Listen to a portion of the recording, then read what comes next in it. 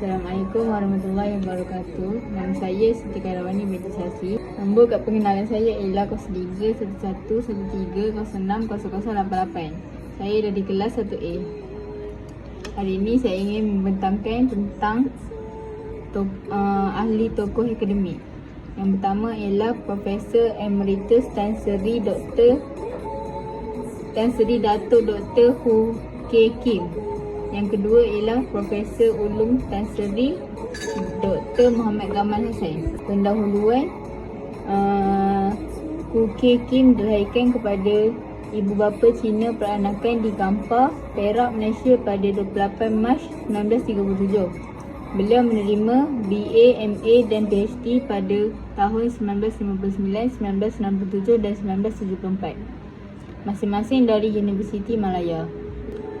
Tesis kedoktorannya bertajuk The Beginning of Political Extremism in Malaya 1915 sehingga 1935. Permulaan politik ekstremisme di Malaya 1915 sehingga 1935 diterbitkan pada 1974, di mana dia diawasi oleh Kennedy G.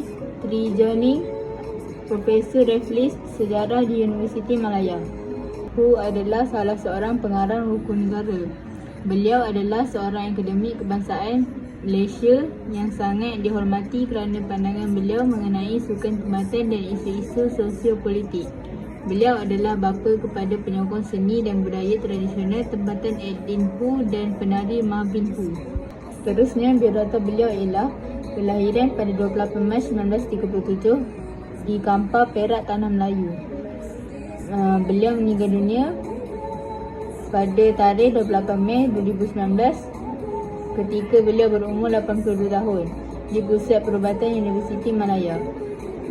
Beliau ialah warga negara Malaysia dan pusat pendidikan beliau di Universiti Malaya. Pekerjaan beliau ialah sejarawan.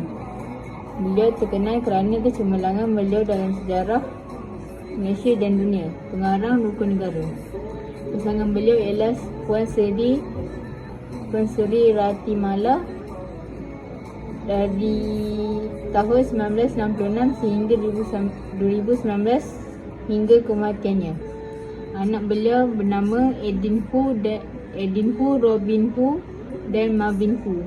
Ibu bapa beliau ialah Hu Sujin dan Chuah Gai Si.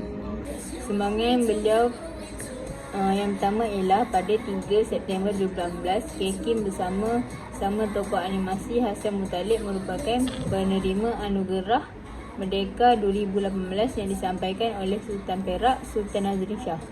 Yang kedua ialah seni tenunan warisan tradisi, koleksi keemasan yang pertama ALF Promotion 2007, Batik A Legacy of Datin Seri Endon Mahmud, batik warisan budaya bagi mengenang Datin Seri Endon Mahmud. Songket seni tenunan warisan tradisi ALF Promotion 2007. Malay, nama buku beliau ialah Malay Muslim in Singapore.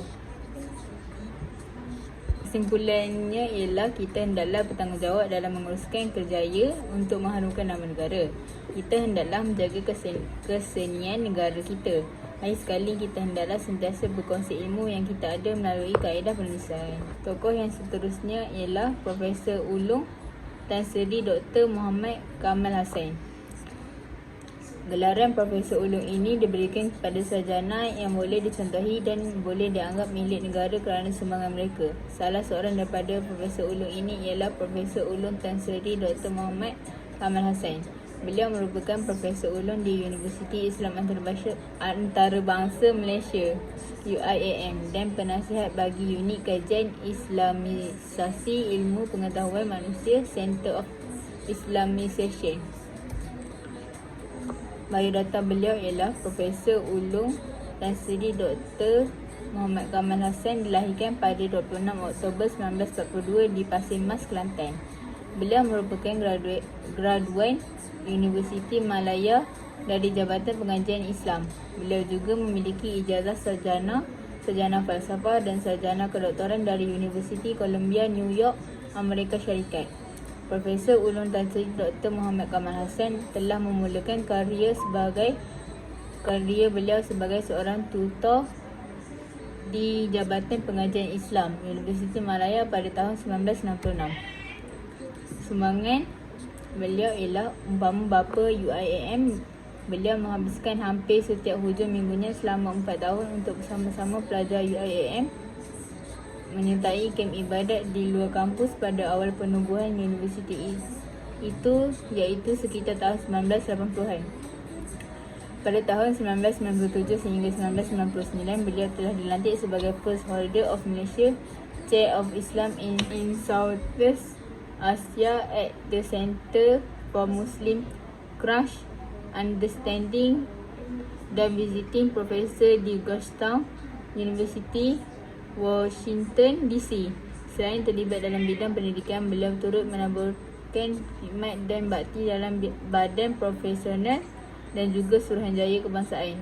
Beliau pernah berkhidmat dengan Majlis Perkhidmatan Islam MPI, Majlis Agama Islam Selangor MAIS dan Majlis Agama dan Adat Istiadat Islam Kelantan. Kesimpulannya, kita hendaklah memartabatkan agama rasmi kita. Kita hendaklah berbakti kepada negara dengan kemampuan yang kita ada. Kita hendaklah mempengaruhi anak-anak muda dengan aktiviti-aktiviti yang berfaedah. Sekian, terima kasih.